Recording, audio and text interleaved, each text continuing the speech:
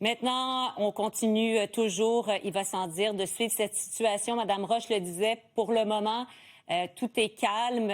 Et on va parler avec le collègue Sébastien Dubois, parce que Sébastien, tu as analysé la scène avec un ancien policier qu'on connaît bien, Roger Ferland, pour voir justement ce qu'il voit, lui, dans le fil comme tel des événements, même si tout ça se passe assez rapidement, évidemment.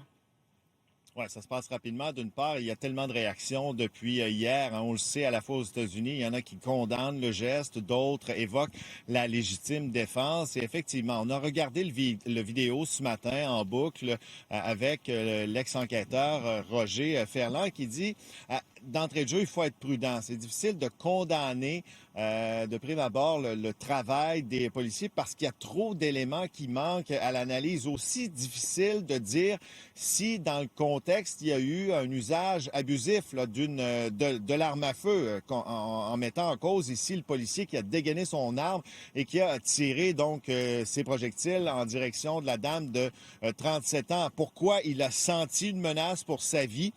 Pourquoi il a senti une menace pour ses collègues?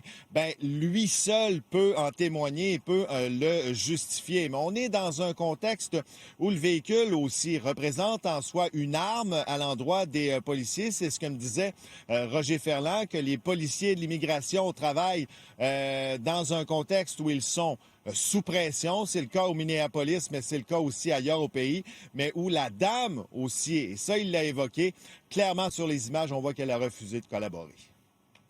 Quand le policier, on le voit s'approcher encore là, tranquillement, il aborde la personne. On voit déjà que la personne ne veut pas collaborer. Elle fait déjà marche arrière, elle recule son véhicule.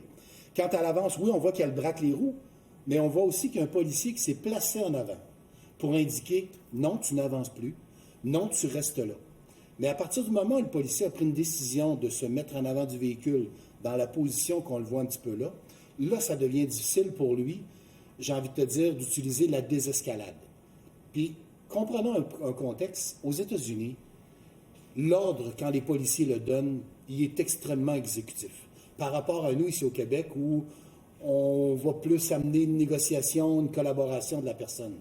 On dit souvent aux gens, l'issue de l'intervention, c'est le citoyen qui décide comment il a collaboré.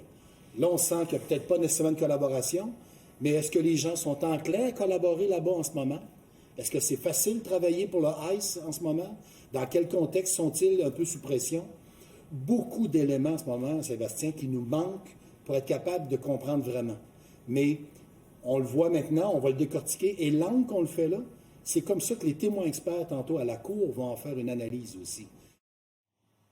Oui, FBI qui mène enquête et effectivement, comme le disait M. Ferland, cette séquence, cette scène sera analysée, décortiquée, mais certainement qu'il y aura d'autres séquences vidéo aussi qui seront analysées par les enquêteurs.